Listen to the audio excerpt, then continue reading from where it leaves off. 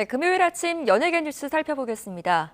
배우 이희경 씨가 사생활 루머에 휩싸였는데 가해자가 AI를 악용해서 조작한 내용이라는 사실이 드러나 충격을 안겼습니다. 또 그룹 21 멤버 박봄 씨가 돌연 YG 엔터테인먼트 양현석 프로듀서를 향해 터무니없는 정산금을 요구하는 고소장을 공개하기도 했는데요. 자세한 소식 YTN 스타 오지원 기자와 함께 알아보겠습니다. 어서 오십시오. 안녕하세요. 네. 자, 이번 주 인터넷을 좀 뜨겁게 달군 소식부터 살펴보겠습니다. 배우 이희경 씨 이야기인데요. 사생활 논란에 휩싸였는데 어떻게 된 이야기입니까? 네, 그렇습니다. 시작은 지난 월요일이었습니다. 누리꾼 A씨가 블로그를 통해서 이희경 씨의 진짜 모습을 노출하겠다는 내용의 폭로성 글을 게재하면서 논란이 불거졌는데요. 특히 이희경 씨와 메신저로 나눈 대화라고 주장하면서 공개한 사진에 성적인 내용과 욕설이 포함돼 있어 충격을 안겼습니다. 그러나 A씨가 이미 약 5개월 전에 해당 내용으로 이희경 씨의 소속사에 협박성 메일을 보내 돈을 요구했고 법적 대응을 하겠다는 소속사 측의 말에 사과까지 했던 것으로 전해졌습니다. 그러자 A씨는 추가 글을 게재해 돈 문제가 있어서 한번 물어본 적은 있지만 돈을 받은 적은 없다고 반박했습니다. 자신은 사기꾼도 아니고 독일인이라는 말도 덧붙였습니다. 이렇게 진실 공방으로 번지는 듯 했는데요.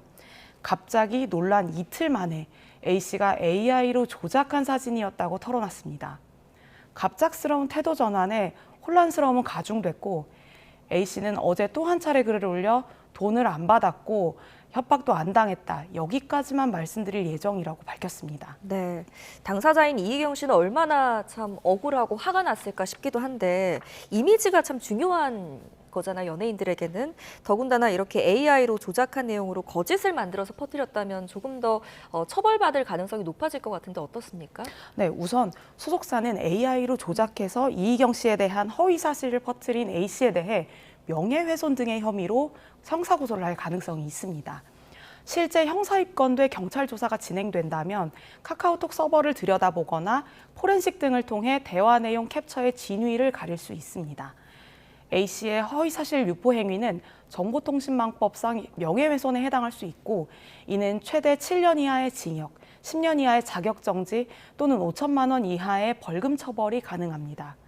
특히 AI를 이용해 조작한 것은 더 악질적인 행위로 판단될 수 있어서 더 무거운 형이 내려질 수 있다는 가능성도 점쳐지는데요. 피의자 처벌 가능성에 관해 박성우 변호사 인터뷰 들어보시겠습니다. 정보통신망법 위반 명예훼손 사건의 경우 일반적으로 벌금형이 선고될 확률이 높기는 하지만 최근에는 처벌이 강화되어 실형이 선고되는 경우를 종종 볼 수 있습니다. 특히 이희경 씨 사건의 경우에는 가해자가 AI로 사진을 조작하여 없는 사실을 만들어내 범행 수법이 매우 불량하기 때문에 가중처벌의 요소가 인정되고 벌금형보다 무거운 처벌이 이루어질 가능성이 충분하다고 보입니다. 이 밖에 허위사실 유포 행위에 대해서는 민사상 손해배상 책임을 물을 수도 있습니다. 현재 이희경 씨 소속사는 변호사를 선임하고 법적 조치를 준비 중이라고 밝혔습니다. 네, AI를 악용한 피해 사례가 늘고 있는데 이번 주에 배우 이정재 씨에게도 피해가 있었다고요? 네, 그렇습니다. AI로 이정재 씨를 사칭한 로맨스 스캠 사건이 발생했습니다. 이 로맨스 스캠 일당은 이정재 씨를 사칭해 50대 여성에게 SNS로 접근했고 메신저로 대화를 유도해 5억 원을 갈취했습니다. 이 일당은 이정재 씨의 셀카 사진과 가짜 신분증을 AI로 만들어서 보여주고 약 6개월간 피해자를 속였습니다. 이정재 씨 소속사도 사칭 피해에 관해 법적 대응에 나섰습니다. 소속사는 지난 수요일 어떠한 경우를 불문하고 금품, 계좌이체, 후원 등 경제적 요구를 하지 않는다면서 해당 내용으로 연락을 받는 경우 즉시 응하지 말고 사기 피해가 발생하지 않도록 각별한 주의를 부탁드린다고 당부했습니다. 네, 이들의 논란이 AI와 SNS 시대의 허위 정보가 얼마나 쉽게 퍼지고 또 사람들의 명예를 쉽게 무너뜨릴 수 있는지 참 잘 보여주는 사례라는 생각이 듭니다. 다음 소식 넘어가면요. 박봄 씨가 오래전에 전속 계약이 관계가 끝난 YG 엔터테인먼트의 양현석 총괄 PD를 상대로 고소장을 공개를 했다고요. 어떤 내용이 담겨 있었습니까? 네, 지난 수요일 박봄 씨가 자신의 SNS에 고소장이라고 적힌 문서를 갑작스럽게 공개했습니다. 네. 이 고소장에는 피고소인 양현석이라고 적혀 있고 전 소속사인 YG 엔터테인먼트 측이 단 한 차례도 정상금을 정당하게 지급하지 않았다는 취지의 주장이 담겨 있었습니다. 특히 지급받지 못했다고 주장한 금액이 비현실적인 액수라 이 문서의 진위를 의심하는 여론이 불거졌는데요. 박봄 씨의 현 소속사인 디네이션 엔터테인먼트가 어제 박봄의 2NE1 활동 관련 정산은 이미 완료됐고 고소장은 접수된 사실이 없다고 해명하면서 해프닝으로 일단락됐습니다. 네, 저도 저 금액을 읽는데 이게 도대체 어떻게 읽어야 하는 금액인지 알지 못하겠더라고요. 박봄 씨가 이렇게 기이한 SNS 게시물로 논란에 휩싸인 게 한두 번이 아니다 보니까 박봄 씨의 건강 상태를 우려하는 목소리도 높다고요. 네, 그렇습니다. 박봄 씨는 얼마 전까지만 해도 SNS에 배우 이민호 씨가 자신의 남편이라고 주장하는 글을 반복적으로 올려서 논란에 휩싸였는데요.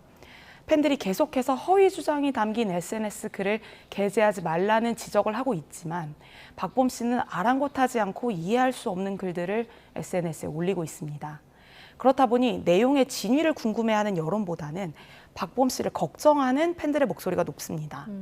특히 박봄 씨가 최근 2NE1으로 컴백했다가 건강 문제로 활동을 잠정 중단한 상황이라 더욱 걱정스러운 시선이 쏟아지고 있는데요. 소속사는 박봄 씨의 건강 상태에 대해 구체적으로 밝히진 않았지만 박봄 씨는 모든 활동을 중단하고 치료 및 회복에 전념하고 있다고 밝혔습니다. 네. 과거에 박봄 씨의 전성기 시대 때를 기억하는 분들이 많을 텐데 그때 그 건강하고 활기찬 모습을 기억하던 팬들은 더욱더 걱정이 좀 클 것 같습니다. 마지막으로 좀 분위기를 바꿔봐서요. 세계적인 밴드 오아시스가 16년 만에 한국을 찾았는데 이 공연이 굉장히 많은 화제를 모았다고요? 네, 그렇습니다. 16년 만에 열린 오아시스의 내한 공연인 만큼 뜨거운 반응이 쏟아졌습니다. 이번 공연은 Don't Look Back in Anger와 같은 오아시스의 히트곡 위주로 구성돼 팬들이 더욱 열광했습니다. 한국 팬들 특유의 떼창이 이어졌고요. 스탠딩석에서는 관객들이 손을 맞잡고 강강술래를 하는 모습이 포착되기도 했습니다. 오아시스는 지난해 8월 전격 재결합을 선언하면서 전 세계 팬들의 관심을 끌었습니다. 올해 7월부터 첫 월드 투어를 진행 중이고 28회 공연에서 동원된 관객만 약 200만 명으로 추산됩니다. 그래서 한국 팬들도 이번 내한 공연에 상당한 기대를 보였는데요. 더군다나 리암 갤러거와 노엘 갤러거가 솔로로 한국 공연을 종종 펼쳐왔기 때문에 오아시스 완전체 공연에 대한 관심이 더욱 커진 것으로 보입니다. 오아시스는 내한 전 우길기 이미지 노출, 동양인 비하 표현 등으로 다소 잡음을 빚었지만 한국 팬들을 향한 애정이 담긴 내한 공연으로 논란을 단번에 잠재웠습니다. 네, 공연 모습을 영상으로만 봐도 명불허전이라는 생각이 드네요. 여기까지 듣겠습니다. 한 주간의 소식 YTN 스타 오지원 기자와 함께했습니다. 잘 들었습니다. 감사합니다.